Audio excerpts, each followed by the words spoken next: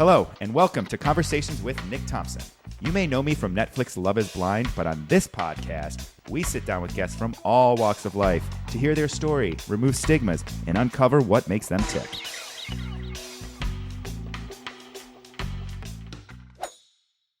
Hello, everyone, and welcome to this week's episode of Conversations with Nick Thompson. I'm your host, Nick Thompson. I've been thinking a lot about mental health lately.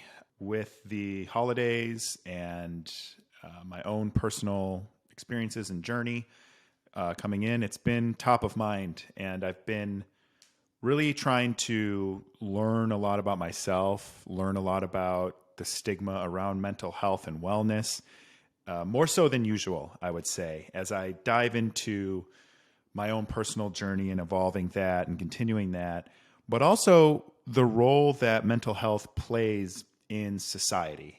And being in the public eye, having a social media following, there's a lot of scrutiny and there's a lot of challenges that come with being in the public eye. There's a lot of people that are keyboard warriors. They are cruel. They're cruel to each other. And it really came to fruition, after gathering that social media following. One of the things that I really wanted to do was talk to some mental health professionals on the different types of mental health challenges that people are facing and some of the stigmas around more than just the top level. Let's talk about mental health. Okay, well, we should talk about it more. Okay, yeah, I agree 100%. And I think it's important that we share the way that we're feeling with our friends, with our family, with everyone, so that we do normalize it. But as I've been working and talking with more people in this space on this podcast and in my personal life, I've really started to learn a lot more about the layers beneath the surface on mental health and what are some of the underlying causes. So Dr. Han came here as an immigrant when she was 5 years old and really had a lot of the normal mental health challenges that you have growing up when you're becoming a teenager. You're uncomfortable, you don't know who you are. But she also had to deal with some of the oppressed feelings that she would have being an immigrant. And really, as she grew older, and she'll talk about her mental health crisis as a teenager, but as she got older, she really started to realize that there are different types of mental health challenges that people with different identities tend to face. And I think we all probably on some level know that, but what she's really dedicated her career and her path and her passion towards is helping people understand that the shame they feel based on sometimes their identity or their race isn't always going to be the same.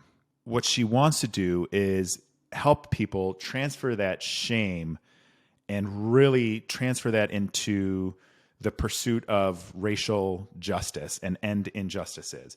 So she's an expert on integrating like anti-racism and self-care into mental health by understanding and helping others understand the role that their identity plays in their mental health and in their experience in society as a whole. After following her on TikTok and seeing her Instagram reels, I really think that Dr. Han is doing outstanding work to decolonize mental health and really has a strong understanding of the psychology that comes from maybe being an immigrant or having a different identity or race than, some of the other people in their life. So we're going to talk about her views. We're going to talk about what she's learned. We're going to talk about her personal experiences growing up as an immigrant. And we're going to talk a lot about the impacts of mental health and how we can all start to understand the impacts that someone's identity or race or origin story may have on mental health. And we're going to talk about ways that we can support one another. You can follow her on social media, and she's really good at sort of breaking these down into layman's terms. But also has content that's a little more dense and a little more understanding. But what I think Dr. Han's really good at is giving you a starting point to even start having this understanding or have these conversations, because it's not easy. It can be incredibly overwhelming. Her lived experiences and her professional medical background, I think, are a great combination to sort of bring these conversations together. So I hope you all enjoy this episode and we learn a little bit about the role someone's identity can play in their mental health and continue to have these important conversations. So we're removing stigmas around mental health and the different types of experiences people have and how it impacts them. So let's get to that show. Hello, today I have Dr. Han Ren with us today. She is a licensed clinical and school psychologist, consultant, a public speaker who recently delivered a TEDx talk on transforming shame and guilt into the pursuit of racial justice. She's also partnered with Headspace and has a number of other talks that she's done in publicly speaking. Additionally, Han is an educator of psychology, and she's focused on activism and enlightenment around connecting shame and guilt to racial injustices. Thank you for coming on the show today. How are you? I'm great. Thank you so much for having me, Nick. Yeah, thank you. I know we talked a little beforehand, but I've been listening to some of your work and recently started following you on social media as a recommendation, and it's really a unique look at some of the ties that we have in our cultures and in our identities, really, that lead to shame and lead to these feelings of like inadequacy, I guess. So I'm really glad to have you on to talk about those today. Yeah, well, I'm so pleased to be here. I fangirling a little bit. There's no need for any of that. So what I like to do is kind of start off with a couple small talk questions. So First one I have for you is, what is your favorite childhood TV show? Ooh, Full House. It was so wholesome. Oh my God. Yes. Yeah. I used to go visit my dad. My parents are divorced, so I'd go visit my dad on Tuesdays. And when we were kids, it was always like, we got to be home by 7 for Full House. Yes, yes. Yeah, I loved every episode had like a lesson, a family moment, It's very, kind of manufactured, but like it was soothing to my childhood soul. I thought so too. You know what's funny though? Did you watch Fuller House? I started and I couldn't get into it. Okay. The first season's rough. I totally nostalgia watched it. It became so self-aware of its like ridiculous, like contrived, like you said. It was almost like a satire, I felt, as it went on. Interesting. Yeah. Huh. Which was interesting because it had kind of some of the corny life lessons that you were alluding to. But then again, at the same time, it was like, well, it kind of knows it's being corny, so it's a little funny. Yeah. Or some adult I like jokes. that. Yeah. I might have to take another look. Yeah. So one of the questions I like to ask people is what they wanted to be when they were growing up. But I heard through the grapevine that you wanted to be an astronaut. So I figured I would ask you if that's true, one. And then number two, why did you want to be an astronaut and when did you realize that wasn't your path? I did want to be an astronaut. I just was always really into the idea of space, like vastness and the undefined and unexplored. I like the idea of floating in space. And then I realized... The things you love are the things that freak me out. In a way. I think it kind of freaked me out too, but like there was a little like the mystery of it, the dark possibility. But then I realized I'll probably be pretty lonely, like just go into space instead of having friends and family and community here on Earth. So, and also I didn't really love, I took an astronomy class in college and I was like, ooh, this is not it. Like I thought it was only about constellations. No, it's all physics. So, it's all physics. Yeah. Well, hey, with the way we're trending, maybe you can ride one of the billionaires' little fun trip ships up into space and pretend to be an astronaut for a few minutes. Yeah. Maybe I'll do the plane where it like does like the nose drop, for like 10 seconds. Like I think that's about as deep into space as I want to go. I think I'll stick to here in Chicago. They don't have it anymore. We have Six Flags Great America, which you probably know. Six Flags. Yeah. They had a it was kind of virtual reality, but it wasn't. It was maybe more like an IMAX experience called Space Shuttle America, and it was just this like immersive like trip into space, and I think that's about the extent of my space travels already. I mean, that sounds fun too. Yeah, exactly. So I hear you also are a fellow lover of black coffee, so I wanted to ask you, how do you like your coffee? Do you drink iced? Do you drink cold brew? Do you drink black? And what's your favorite? I really just love a black coffee in the mornings, and I will take a cold brew, but I'd like some oat milk in my cold brew. So it's no longer black if I'm drinking a cold brew. I don't know why. It's just something about it being cold. And there's a local, I guess it's like a roaster in Austin called Greater Goods. That's really good. And I recently discovered this coffee subscription on Drink Trade, where you get like a new coffee shipment every month. Really? Cool. And what's it called? Yeah. Drink Trade? Yeah. And it's like different like kind of craft roasters, and you can, get like different durations of subscriptions. That's very cool. We have you ever been to Chicago? Yeah, I grew up in Michigan, so I would go to Chicago quite often. Yeah. Okay. That's something that's so cool about Chicago. And I know it's like this in a lot of cities, but we have so many small little roasters, little coffee shops. And there's this new one that opened up by me that I really like. And they just bring in like all these different little cafes. And so they'll have like different types of coffee, different type of pastries. And it's just almost like this community that they're building in the neighborhood of different pastry shops, different coffee shops, different roasters, and it's so cool. Oh, I love that. It's like an eclectic, like try something new place. Yeah. That's exactly it. Yeah. So I already know the answer to this, but I thought it was funny. It gave me a chuckle. What type of dancer would you consider yourself? Oh, hella awkward. Offbeat, awkward. Someone once told me that I have rhythm like a pine tree has strawberries. Ooh. That is still more than I have, though. I've leaned into it, Like, when I started a TikTok, I thought, like, that's what you had to do on the platform. Like, you had to dance in order to, like, do anything there. And I'm like, well, I guess I'm gonna do this. And it was fun. It was just, like, not taking myself too seriously and just getting silly and moving my body and trying to learn, something coordinated and laughing during it. So were you hopping on the trends and stuff too? Mm-hmm. I mean, they're just silly, and like I would always put some sort of like psychological facts or tidbits over it, in the print that goes over it. But it was just a fun thing that I did for a while. I haven't done any dance trends in quite some time.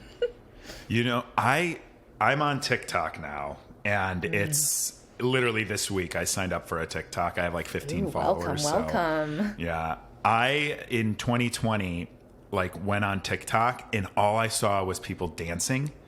And it was like, this is the first time I'm noticing like Gen Z being different than millennials. Yeah. But then as you like go through it's like so many people are on it and taking advantage of these trends. I don't know if taking advantage is the right word, but like getting on there, it's like, I think it can be kind of fun.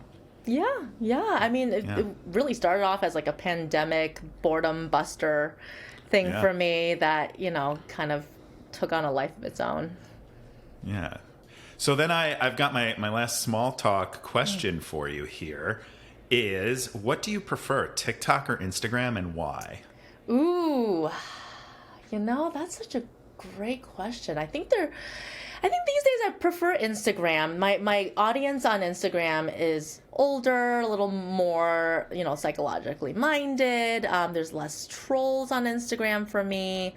And I also feel like, because you can write longer captions and the comments aren't so wonky, it's like more conducive to building a community. And then things I post get surfaced to my, followers more consistently. Whereas TikTok, like, if you're not posting every day, the algorithm punishes you. But then there's some times where you like really hit it big there and, the algorithm takes you to the moon. So it's less consistent there, and it just seems more like off the cuff silly there, where I feel like there's more engagement, for me anyways, on Instagram. No, I think that makes sense. So you're convincing me to just get back off of TikTok as quick as There's benefits to both. I think like the thing with TikTok for me is like you can't just copy exactly what you do on other social media platforms. And to your point, I like the engagement that I get on Instagram, and I like I agree, like and this is, I shouldn't say I agree. I assume there's more like-minded people that are engaging with me and my message on Instagram. Mm-hmm. But then again, it's like you want something to take off on the algorithm on TikTok, because that can, skyrocket your content, your message, or whatever that is. And that is a whole new audience that you may not reach on Instagram. So it's a very half of one, six of one, half a dozen of the other type of thing. Yeah. The audience tends to be a little bit younger on TikTok, and but all of my most kind of vitriolic things on social media have sprung off of TikTok. So okay, I definitely have kind of a love-hate relationship with it. Makes sense. So with that, you have a very successful TikTok, you have a growing Instagram account, and you have a really good message that you're sharing. But where did all of this come from? Who were you growing up besides a aspiring astronaut? And you grew up in Michigan, but why don't you tell us a little bit about what you were like and how you discovered your passion in psychology and, racial identity? Yeah. So I was born in Shanghai, China, and I immigrated to the U.S. when I was 5. And my parents had immigrated before when I was 2, so I didn't have any memory of them when I came to the U.S. My grandparents raised me, and then when I came to the U.S., my grandparents didn't have a visa, so they couldn't come to the U.S., and I basically moved in with these strangers who I had no memory of. And it was a lot of that immigration trauma. They were trying to make ends meet. My dad was a grad student. My parents were actually going through a pretty contentious divorce at the time. And there was a lot of attachment disruption in my youth that made me feel like this isn't normal. Growing up shouldn't feel like this. And I just remember being very fearful and, really shameful growing up. Everything felt like such a heaviness, and I couldn't take up space, and just getting through life from that kind of start really made me super curious about the mind and relationships and psychology, and I think a lot of therapists, whether they admit it or not, do come to this field as a way to better understand themselves, their families, and their own origin stories.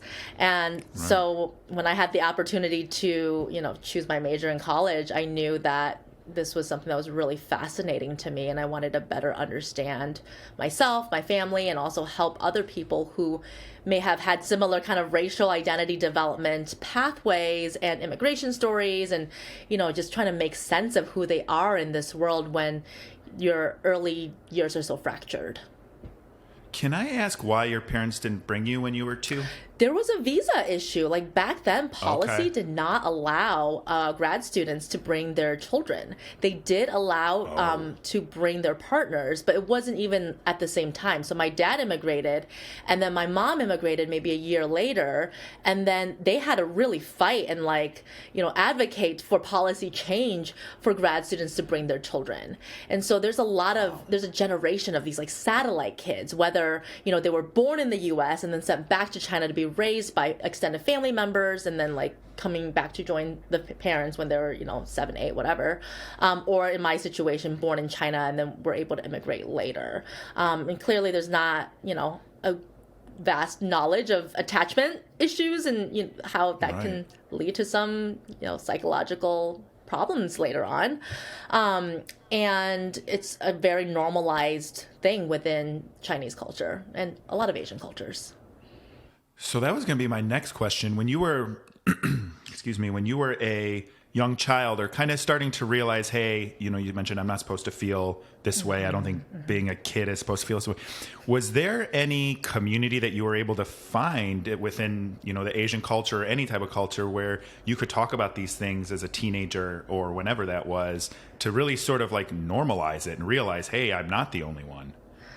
Not really. Like, I knew that, my friends had other, like, similar kind of immigration stories, but, like, I think mine was particularly dramatic because of this prolonged separation multiple times.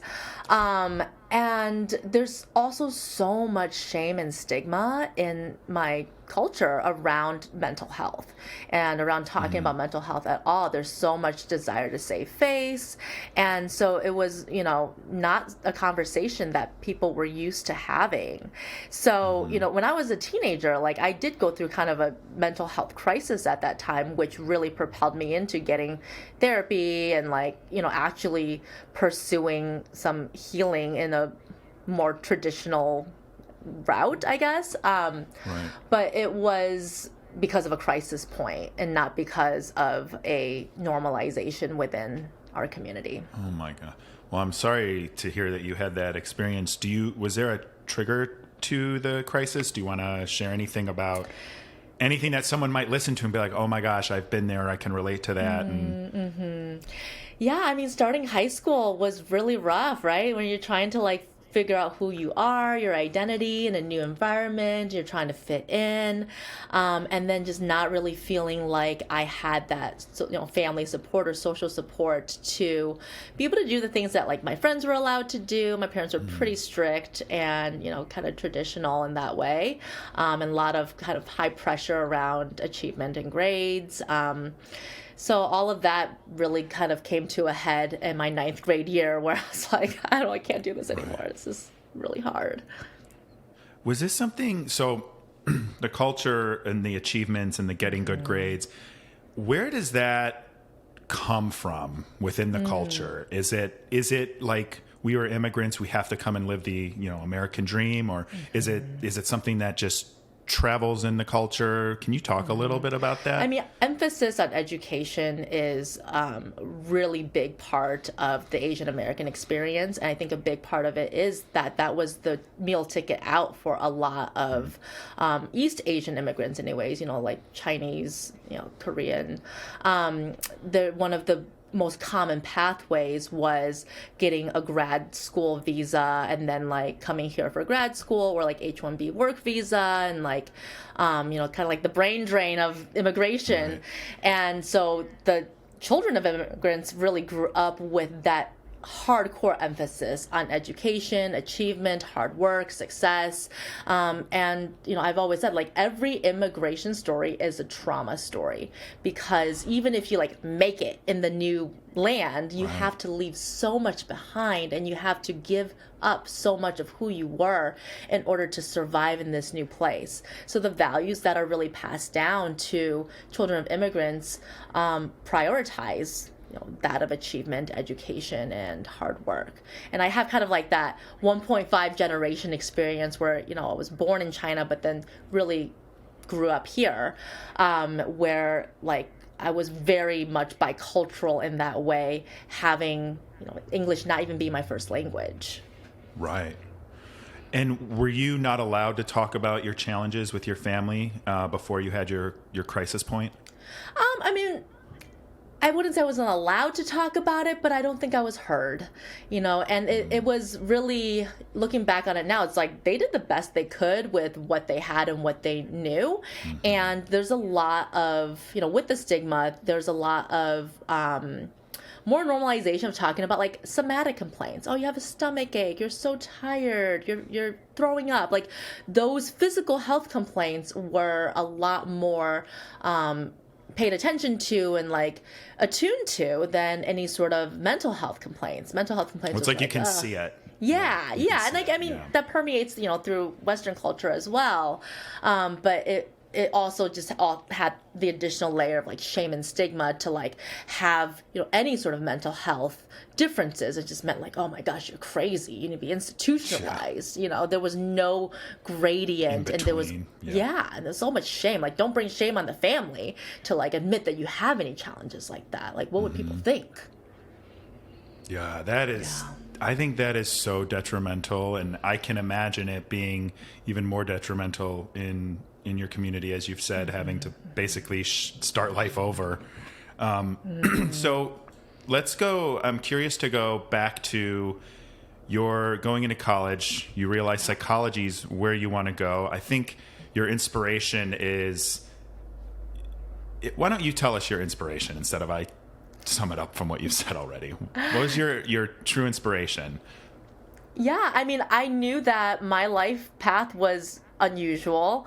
And I also felt really stifled in not having the freedom to name it, and especially as, a Chinese American person. And, look, all my early therapists were all white. Like, this was not a field where there's a lot of representation, And so I really thought about, like, how cool would it be to be able to help other people who had similar experiences and really understand myself enough to be able to share this with others and normalize it.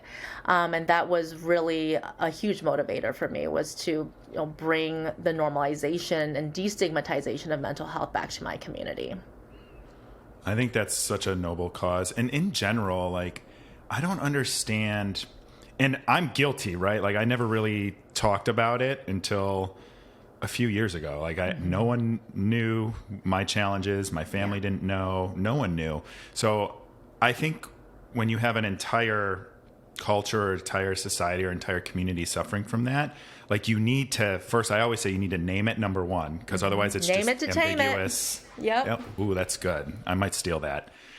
So I think that's such a important message that you're able to bring to the community, and just in general, right? Because it extends into other types of community, other type of cultures, other types of people with different identities, I guess. So you talk a lot about shame and guilt, perfectionism, people pleasing.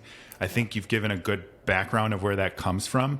What role do shame and guilt play within not just your culture, but like the broader as well?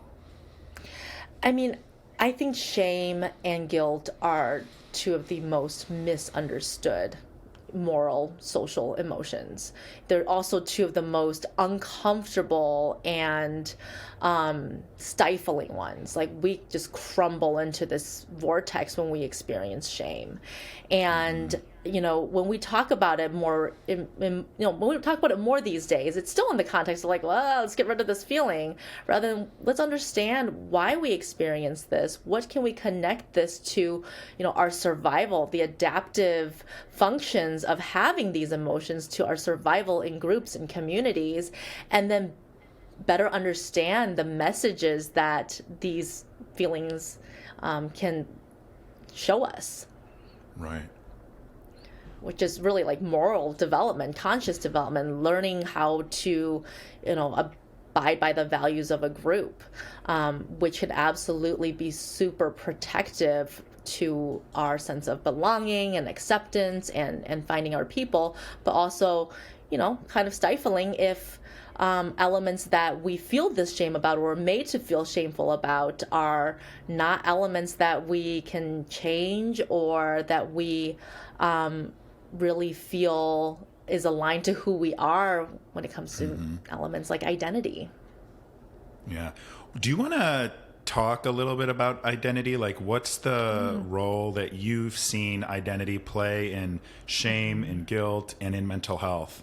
Yeah, I mean, I think identity and just being more, proud or like naming the elements of your identity has certainly taken, have had more like spotlight in the recent years. And I think it absolutely does shape the way that we experience the world, because these features of our identity, has like axes of power, right? There's certain identities or certain like ends of the continuum of whichever identity factor you're talking about, like gender, race, sexuality, whatever it may be, there's, a more traditional, conventionally accepted, more held power element of it, and then elements that have less power. And then the way that you experience the world very much depends on these different axes and intersectionalities of identity that you carry. That's your positionality in the world, how people view you. And because of that, people are not treated equally, and people don't have access to the same resources and the same rights and privileges. And we are definitely seeing that with, policy of whole groups of people who are not being, allowed the same rights for certain elements of their identity that are not even something they're choosing. So that's why go ahead. No, go ahead. So, I mean, just that, like, we can't talk about mental health in kind of this more systemic way without talking about the role of identity. Yeah. And I've noticed just literally from friends, from Uber drivers, from interactions like this, the role that identity plays in mental health, it is not really talked about. And I've had a couple of guests on where this has come up on a much lighter tone. And it's been, and one of the reasons I thought when Liz introduced us and told me I should talk to you about this, like that was one of the things I was like, oh, this is kind of like a nice triangulation of some of these conversations. And I don't really know. I mean, I'm a white guy. I have, of course, my own stuff, but like you kind of have to learn the privilege that just comes with naturally having white skin in America. Like it is, I think that documentary is called like The 13th or whatever that talks about like systemic racism and slavery to the prison, all that stuff. Like, and that was an enlightening moment for me. And there's so many layers to this that people don't know. And I don't think it's from a bad place. And I don't think like a white person should feel shame if they're trying to understand and be better. But what do you how do you navigate that? Like, because if, and I don't know if that's even a fair question to ask you, but I'm like, how do you recommend people navigate all of these, the role that identity plays? Because it's such a dense topic. It's so difficult. It does range, I think, from culture to culture too. Yeah. Gosh, so many layers to unpack here. I think not knowing is absolutely a privilege. Not knowing is because you don't have to know. You haven't had the experiences of, discrimination, bias, or oppression because of these identities that you carry. So like going through life and not knowing is absolutely a luxury for a lot of folks. And then like once you start knowing, it can feel so icky, right? Like, oh my God, like people are experiencing something so different from me and based on factors that they couldn't even control or choose. Right. Wow, it's so unjust and unfair. And then a lot of people feel this deep shame about that.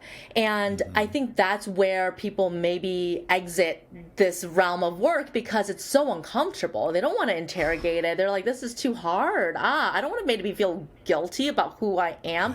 But I think it's so important to remember that who you are, your identity as a person, is a separate construct than these identity characteristics. So like you are a white male, but you are more than a white person and you're more than a male person. And the problems are not with the identity elements, but the systems of power and oppression that are associated that grant people inherent privilege. So patriarchy, white supremacy, being a white person is very different than whiteness. And that is an element that's very hard for people to separate. And I think that really speaks to how big these constructs are. Like, okay, who am I if I'm not a male, right? Like if I'm male, but how do I separate the maleness from who I am? But you're also way more than a male. Right. And I think the way you said the shame, like I feel that shame. I have have experienced and seen close friends, and in some cases even family, experience racism. And it's sometimes like this subtle thing too, where you don't even really realize it's happening because it seems so subtle in a sense. Microaggressive, micro quote unquote. Yeah. Every day. It's common. right. Not that it's not harmful. It's so like, it is a little, like, I feel a little shame when I don't ever have to worry about that. Mm-hmm. And in a sense, it's like, how could someone like me learn more or, be a better ally in not just, I mean, the mental health and like talking about it and destigmatizing it, that's super important, but just, how can someone learn more and be an ally? Yeah, I mean, there's so many great books out now about, how to be an anti-racist, right? That's a book. Right. But there's so many great pieces of literature and, knowledge are written by Black and brown folks about this construct and, ways that people can practice allyship and anti-racism, and like anti-oppressive, praxis in general. And then like getting to know people, like actually getting to know people who are different than you. Like most white people don't have friends of color. And I think that's pretty mind-boggling, like forming true relationships where you are in community and there's reciprocity and you're sharing food and time and laughter. That's a great way to, adopt the humanity and the causes of people who are different from you. Those are just some small and yet important ways to start. Yeah, no, I think that's outstanding. And I know for me personally, like and this is really, really amplified after, my experience on Love is Blind is there's this core element of us all being human beings that is just lost. And it gives people an opportunity to act be a racist, and it gives people opportunity to be cruel and mean and hurtful towards people.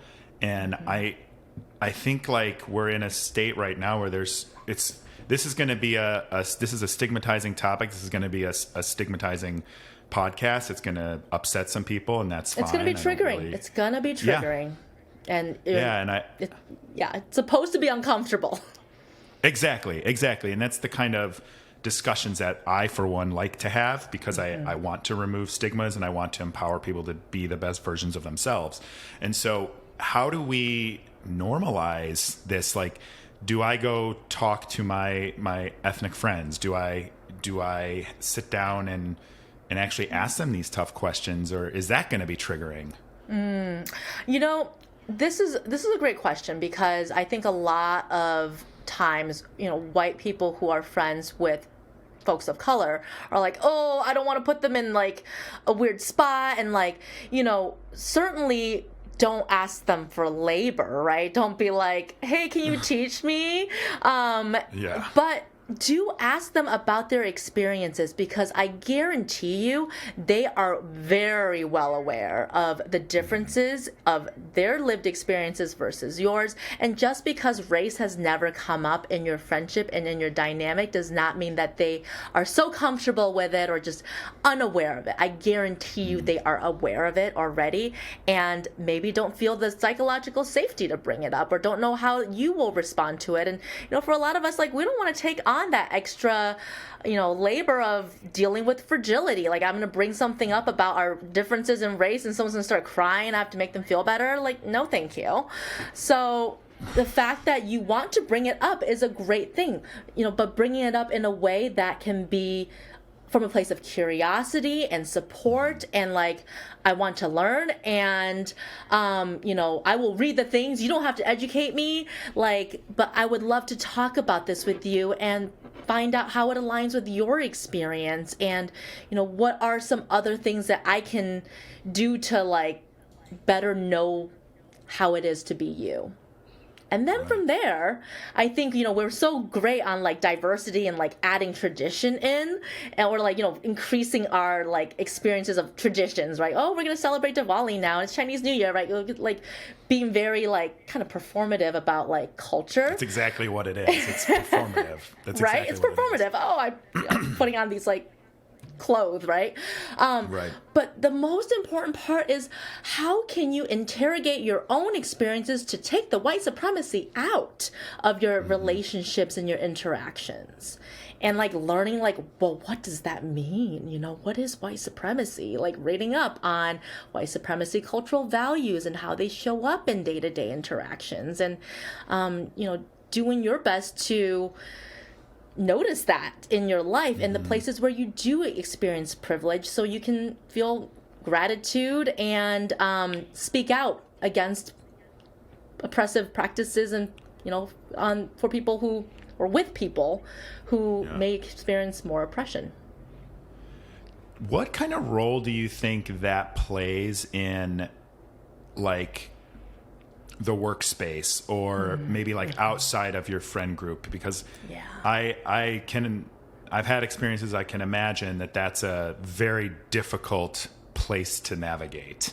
For sure. And, I do a lot of workplace, corporate ERG types of talks around, either Asian American mental health, or like, BIPOC mental health, or, anti-racism more broadly, and just, the equity inclusion work. And I think it really boils down to a top-down process. Like, is the leadership on board? Are they going to actually support policy changes that make their hiring practices, promotion practices more equitable, that calls out microaggressions and doesn't normalize it or sweep it under the rug, that allows people to demonstrate their competency in ways that aren't traditionally, culturally, like extroverted, gregarious, like beat your own drum kind of ways. Like, these are the practices that are essential for actually having more equitable diversity, justice, inclusion in the workplace. Otherwise, it's all performative, which, like, for some folks, like, that's still a step, right? You're still learning. You have some knowledge at least, even if you're not choosing not naming to it in a sense. Yeah, it's naming it. Yeah. So, and that's a start. Yeah. Yeah, I think, it's so easy for a company or an organization or, whatever, to come out and say, we are now doing diversity and inclusion. Oh, cool, great. And then the average person is like, great, I want to work at a company that has that as a key value and a key focus.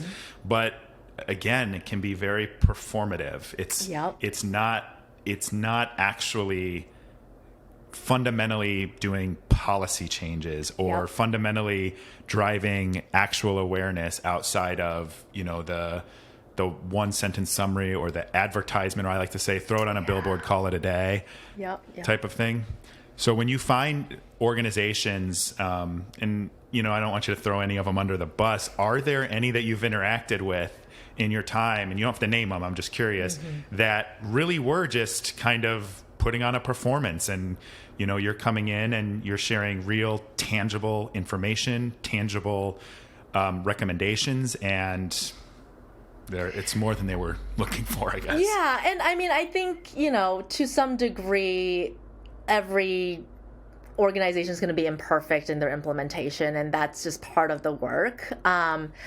I think it's really helpful for me to know the transparency of it, right? Like, are you doing this because it's Asian Mental Health Month or Asian Pacific Heritage Month? It also happens to be Mental Health Awareness Month. Like, that's a very busy month for me. And like, you're just kind of checking the box, or like, are you bringing us in to talk about anti-oppressive, anti-racist praxis because you know that you should learn about this from a person of color, and you just want information, but you don't actually want follow-up or, ongoing consultation around implementation, and how much money are you willing to invest in that, right? Exactly. And the irony of that is they're then coming to you for your identity Yes! to come and teach them about how they need to look past someone's identity. Yeah.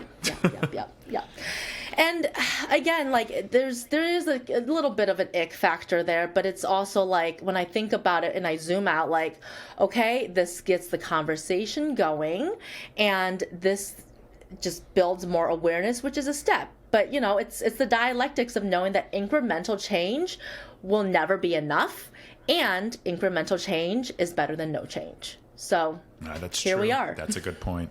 Yeah. That is a good point.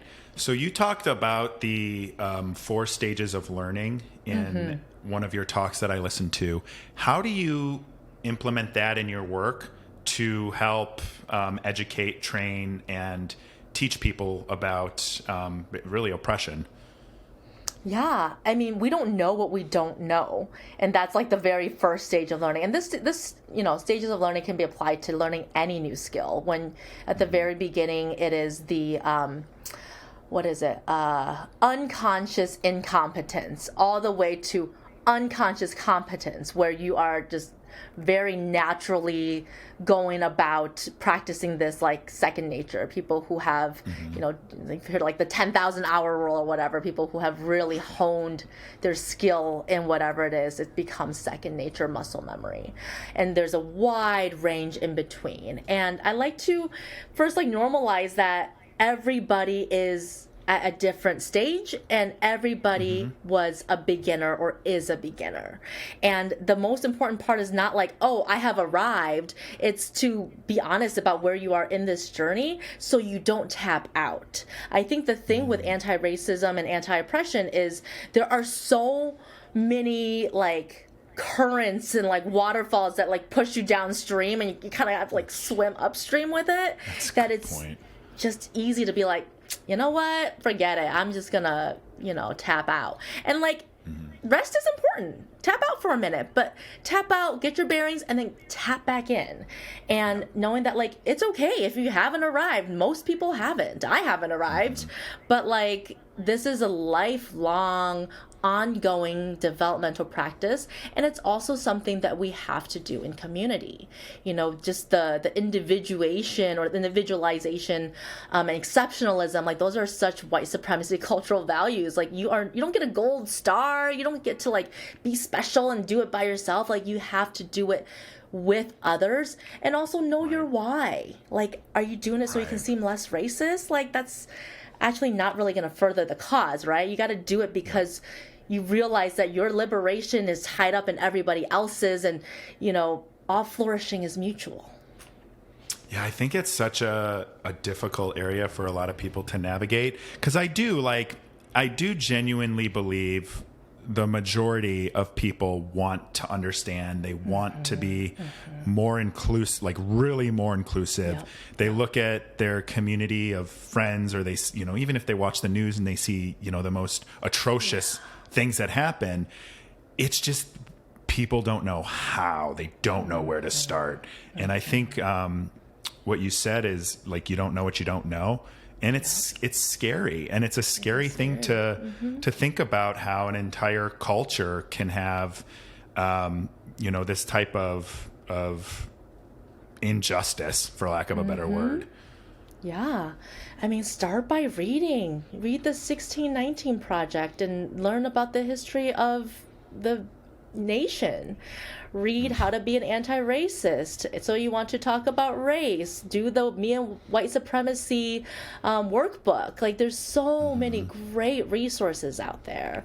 And then from there, know that the shame, guilt, discomfort, and like, oh, this is overwhelming and too much, that's normal. That's part of the process. That means you're doing it right.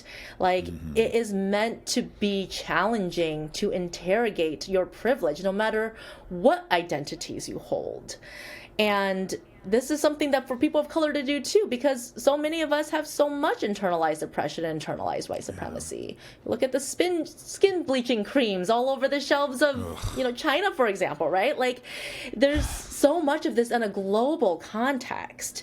And, we are not alone with it, and we don't have to just accept that, okay, this is hopeless.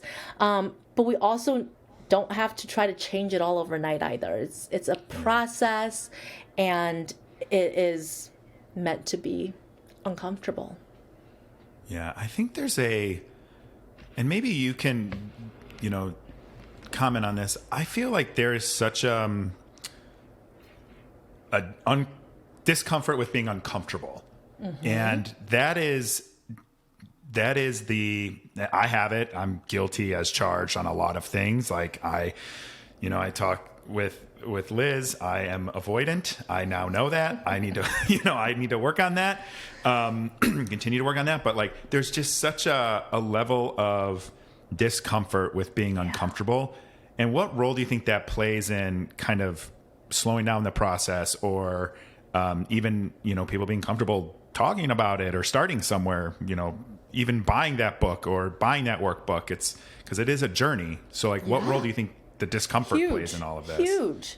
Our society has really emphasized that, like, okay, it's negative to have certain emotions or to experience pain or strife, and like we have really made it a goal to just be like happy and productive and successful all the time.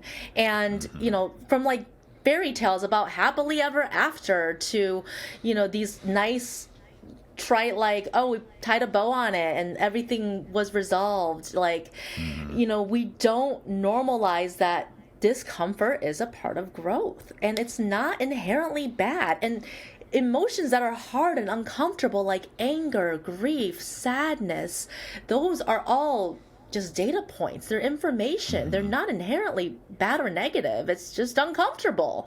But even within mental health, we have labeled them like negative emotions. They're not negative. And so just the way we talk about all of this stuff really encourages people to bypass the discomfort and to just be like, I have arrived. And that leads to so many problems because we don't really understand, like, what are we doing? Why are we doing it?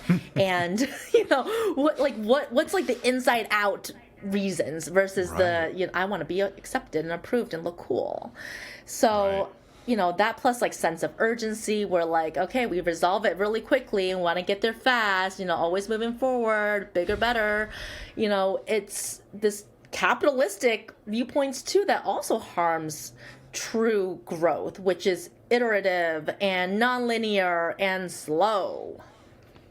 I'm glad you brought up the capitalistic thing, because I felt like we were circling around it. Yeah. What role do you feel? I mean, so I'll be fully transparent. I am recently unemployed. Mm-hmm. I am going through a lot of the things you just described myself. Of I don't have I have a little imposter syndrome, right? I'm like, what am I supposed to be doing? Like I did everything I was supposed to do, and now I'm sitting here. I don't have health insurance as of yesterday. I don't have. Sorry, Nick. No, it's okay. But like the point of that is like, I don't feel productive sometimes, and I'm working on that because it's not tied to like a dollar amount, like an income. Right. But you look at the things I've accomplished for myself in the last couple of weeks. There's not necessarily a monetary value, but there's a discomfort in that because I am not being, quote, productive. So what do you think? Capitalism. First of all, there's a role it obviously plays in identity and, racial identity, I should say. Like, do you have any thoughts that you would like to share on that can help people be more aware? I have so many thoughts on this. I mean, racism and capitalism are inherently tied together, right? Capitalism requires there to be haves and have-nots, and the haves are always going to be the ones of dominant culture, the ones with lighter skin, the ones with historic privilege, generational wealth, all of that. And so because of capitalism, there is this need to like suppress or be better than some group. And what is the groups that are going to be easiest to suppress? And that's where racism comes in. Race exists because of racism, because we need to be able to hold power over some people. So there is a lording class, there is an elite group over the working class. And so therefore capitalism and racism are inherently tied together. I think it's really, really challenging because you kind of have to be anti-capitalist if you are going to be truly anti-racist. And we also require capitalism and it's, the system to survive. Like, we have to eat, we have to make a paycheck and make a living. So it is a very difficult dialectic for us, and there's no way this is going to be dismantled in our lifetime, but what are the steps for us to kind of understand this, at least slowly, right? Like, how do we dismantle or internalize capitalism, even if we have to work for a paycheck? Like, how do we say, okay, rest can be productive, rest can be resistance, and I can have inherent value and worth and be deserving of love even if I never got out of bed today. And that's okay. Like, we don't have to tie every single element of what makes us worthy, or really any element of what makes us worthy, to what makes us productive. That's very ableist as well. And I think, to your point, it takes the definition of productivity and it ties it to basically making money for somebody else, for most of us.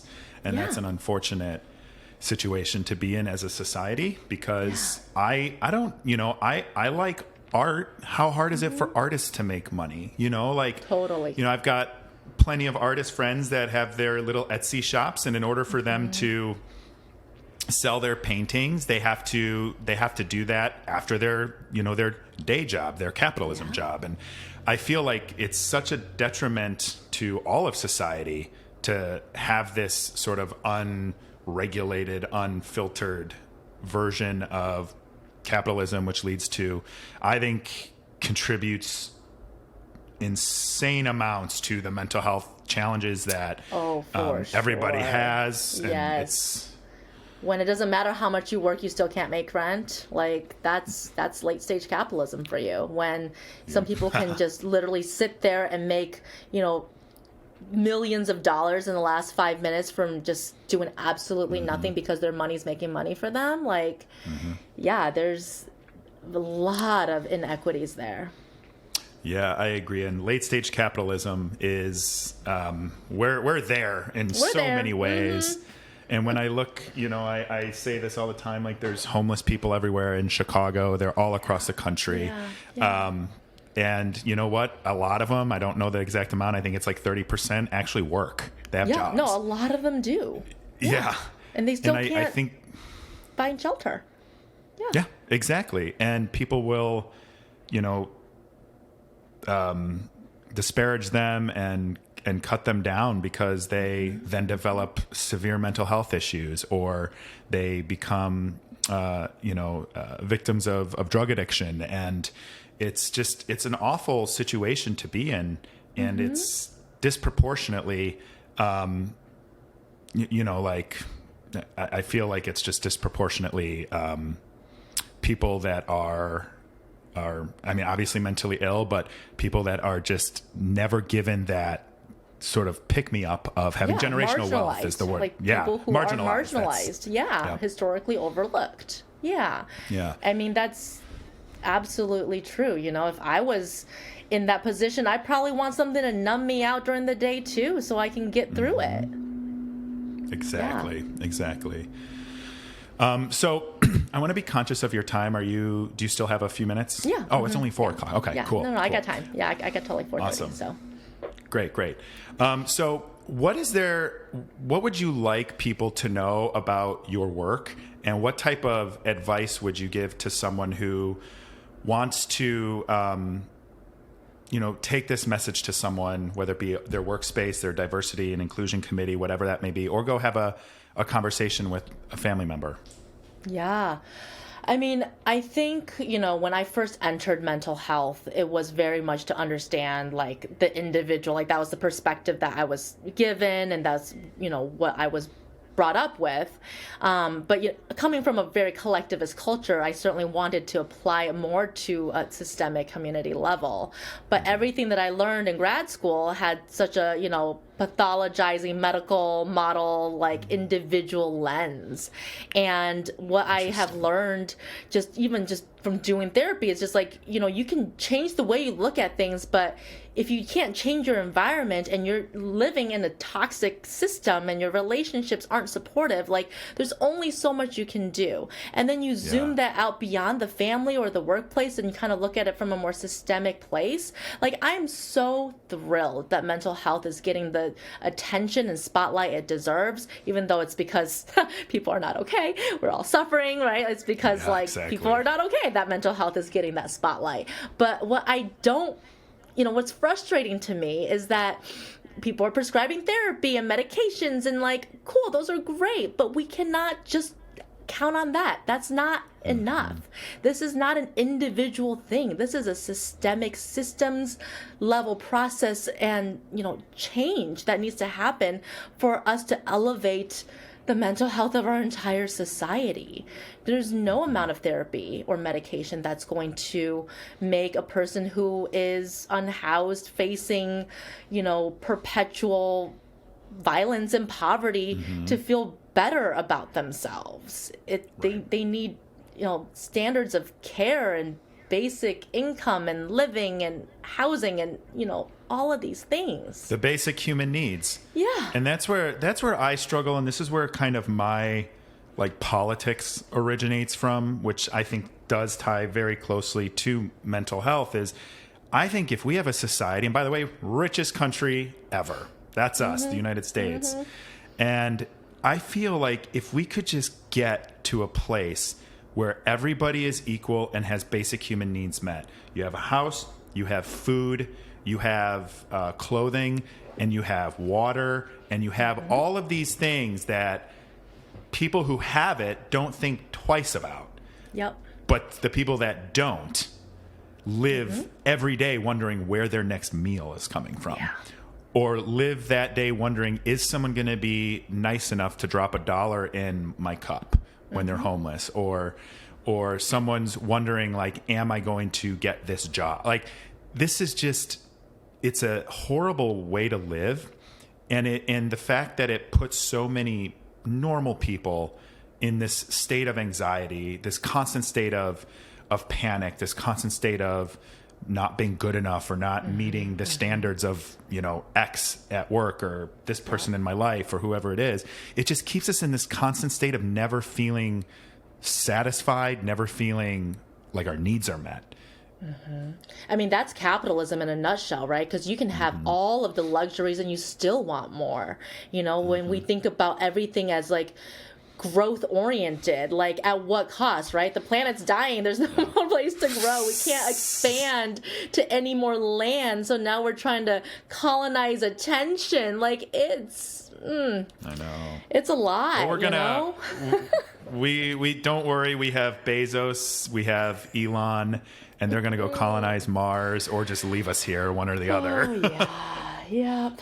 I mean, it is so challenging when we think about this and then when we kind of apply our existing frameworks and solutions to it, because the existing one is based on hyper individualism and very much individualizes the problem, where it's, okay, well, you are responsible for, taking care of your own mental health. Only you can change your viewpoint and the way that you look at the world. And right. To some degree, yes, but also we belong to each other and we have to take care of each other and, actually uplift and form communities and develop just systemic changes that allow us to better take care of each other. I think that's beautifully said. And I want to thank you. This was, I'm not going to lie, I was a little nervous about this conversation because I want it to be thought provoking and I want people to learn something. But, there's a level of ignorance on my part, I guess, to say, just given some of the things we've talked about. And so is there anything that I missed that you want to share or think that we should talk about? I mean, I can talk about so much of this forever. Yeah. But, gosh, I think, more than anything, it's if we can really get out of the mindset of we got to do this for ourselves and really think about like, what are the ways for us to extend collective care and community care? One of the things that I have seen, throughout this whole pandemic, but like even now, even as things are like quote unquote back to normal or more normal, is that everybody is lonely. Everybody is isolated. The fabric of community is so frayed. People have deterioration of their social skills. Like, people don't know how to do this. So please, like, get together with your people, have these community conversations, learn what it is that others need to better take care of each other, so we have some frameworks of how to show up for each other in crises and how to build communities. Read books by Black and Brown collective liberation authors. There's so many that are around how to do this. We need to mainstream this because people are dying of loneliness. I agree. And I think it's getting worse, which is so unfortunate. And it's not even just because of the pandemic. I feel like we've been on this track and it just got accelerated. We're all just talking through text messages. We're talking through Zooms like we are right now. We're talking, through emails. We're talking through social media. And there's this, thought that I've recently had just based on some of my habits I've been building that probably aren't the healthiest when it comes to social media. And I was thinking to myself, I'm like, it gives you this false sense of community in a sense, especially for someone who has a following like we have, where you feel this responsibility or this desire to interact. But the reality is it's like, it's not the same as like meeting someone in person. No, parasocial relationships. I haven't talked in a week well, that's a lie because I did last Saturday. I haven't talked in person really to anyone all week. It's all been digital. Yeah. And it's such a it's been kind of like that's kind of weird. Like I'm kind of feeling it a little bit. Yeah. And I think that a lot of people are feeling it times 1,000. Yeah. And it's going to there's the promise of the metaverse. There's all these I know. That we could do a whole nother podcast on. And it's just, we're losing our connections to each other. But I think more importantly, we're losing it with ourselves. Yep. And I know if I'm not doing well or I'm struggling with something, and this is me personally, I'm not, projecting this on anyone else. I know for me, I shut down. I don't want to be around anybody. I don't want to talk to anybody. Yeah, and then what does that do? Yeah. It gives you that sense of, you get comfortable in that space and you shouldn't be comfortable. You feel control. Yeah. No one can hurt me over here by myself. Yeah. Yeah, exactly. And I just think that's mistrust. Yeah. And it's going to cause long-term challenges if we don't stay connected to ourselves and then connect with other people. Connected to each other. Yeah. I mean, go hug someone, touch some grass. There's all this kind of right brain, mirror neuron, the energetic fields of other human bodies. Just go to a concert, go to a coffee shop, go be in the energetic presence of other humans, because this is how we are hardwired. We need each other. Yes, we do. Thank you so much for that. One last question for you here. What strategies do you have that you yourself use to help regulate yourself in trying times and any of those things that work for you? Yeah. Physical movement is a huge one. Physical activity, getting a workout in, just going for a walk with my dogs. I'm an extrovert by nature, but I also know the importance of human connection. So I really co-regulate with the people that I love and care about. And I've also been very explicit with them of this is what I need when I'm struggling. And I have been able to communicate and find a community which really is anchored in that reciprocity where we do show up for each other and support each other in the ways that are hard. And sometimes it's like sitting in the muck with someone. And I find that being in the presence of, safe, attuned humans really helps me. I also really like collective effervescence where, you're just like at a concert or any sort of like group activity where everyone has a similar goal. It can be like a sports game, church, whatever, where you're just feeling like the vibes and energy of humans. I like to people watch. It's camaraderie, yeah. Yeah, camaraderie, yeah. And I think that's also just like a really nourishing thing for me as an extrovert, just to like regulate with the energy of other people. I love that. And I love the fact that you said you communicate what you actually need. And I think that is something every person listening to this and every human can try and do better at, and myself included. We say what you need, say what you don't need. It's uncomfortable sometimes, yeah. But, if you establish that from the get-go of like, I value you in this relationship enough to be honest about what I need and to ask you to share what you need too, so I can show up for you as well, then it just sets the tone for, frank conversations and honesty and feedback. Completely agree. That's outstanding. So now I'm going to give you an opportunity, if you have any questions you want to ask me. It's all yours. I have so many questions for you, Nick. Oh my gosh. Okay. So how has your experience on this show shaped the way you approach relationships and dating? So it's interesting because I'll take a step back first. I had kind of stopped dating for the most part. During COVID, it was a nightmare. It was worse than ever. It amplified some of the worst trends in dating. And what I thought, and I don't really watch reality TV. I watched season 1 after starting the interview process for the show, which they reached out to me. I've said that before in other outlets. Like, I didn't ever think that would be a path for me. But what I liked about the show and the concept or the whole experience was that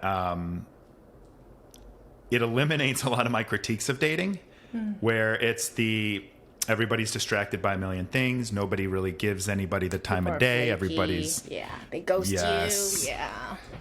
They ghost you. They don't really like take the first couple dates. They've got one today, one tomorrow, one 3 days after that. They're managing all these conversations, mixing people up. It's just disastrous. And I feel now like I'm not dating now. I'm barely like getting myself out of bed some days. And so it's, it's interesting because I think it's going to be a different experience now. I don't think I will be on apps ever again. And we'll check in with me in 6 months and we'll see. But, I think I'm really learning and focusing on fostering like real life relationships now. Even with some of my social media following, like I'm actually like I've been talking to some of them like on the phone and just trying to get to like some of the people I DM with regularly or keep in touch with or share things with, like, I just want to get to real human connection. And I think there's obviously value in social media. I think it allows you to communicate in ways that you would never be able to before. I would never be able to keep in touch with people around the world like I do now. Even I have international friends. I have friends in Europe. I have friends all over the place, and I can keep in touch with them now. So I think that's some of the good stuff. But I'm trying to spend more time in real life with people. So I can't imagine being in a bar or at a game or at dinner and going up and talking to someone, because I feel like that's a weird experience now. But I have I feel like that's going to have to be something that It's coming back around, though. That's what I hear. People are so sick of the apps that they're like, oh, someone came up to me at the club. Woo! You know, it's more normalized. For a while, it was real, like, side-eye about that, but it's really coming back around. I know. I think that's ultimately a good thing. I really do. And I think connections. Totally agree. And I think like the apps, they have a place, they have a role, and they obviously can work. So many people meet that way now. Mm-hmm. But I just think the way people approach it should change. Yeah. I know, like, and again, I'm not perfect, but like I would be on an app and there was one time I did I have 3 dates booked. One time. And after that, I was like, I'm never doing this again. It's exhausting. Because if I talk to someone, I would go on a date with them. And if I liked them, I would tell them. Mm-hmm. I'd be like, hey, I had a great time tonight. I'd love to do it again. Or if I didn't, I would text them that and be like, hey, I had a good time, you know, because it can be awkward sometimes. But I think just being intentional and clear on your intentions and what your expectations are can go a very, very long way on an app or in real life. Yeah. Do you get recognized out in the world? It ebbs and flows. And every time I say that, I get recognized like by 5 people the next time I go out. I said that to, I can't even remember who it was. I was at a coffee shop with a friend and I'm like, I haven't been recognized in a while. And I got recognized by 3 people at the grocery store, like an hour later. Yeah. Do you think that makes dating harder for you to be recognized? I would like to think it makes it easier, but I don't know. Would you date a fan? We'll find out. Huh. Interesting. I don't know. Like, it's such a weird question. I'm Nick's DMs navigating are open. I know. I almost said that when you first asked. I was going to be like, maybe I'll just announce the DMs are open. There are people that slide and they're just like, I'm shooting my shot, and it's like, good for you. Kudos to you. You live in wild California. Place. Yeah. It is. You live in California, or you live in, Canada. You live in Florida. I'm in Chicago. Like, I don't. How's this? Yeah, let's work? meet for coffee. It's so funny. Yeah. Well, those are my questions. Thank you for humoring me. No, of course. It's my pleasure. Thanks again for coming on. Do you want to tell everyone where they can find you on social media and TikTok, Instagram, anywhere else, your website, all of that? Dr. Han Ren on TikTok, Instagram, and drhanren.com. Perfect. And those links will be in the show description. So make sure you check her out, give her a follow. And thanks again for coming on. Thank you so much for having me. This was so much fun. Thank you for joining me on another episode of Conversations with Nick Thompson. If you enjoyed the show, be sure to follow us and leave a review on Apple Podcasts, Spotify, and YouTube. Links can be found in the description below, and we can't wait to see you next time.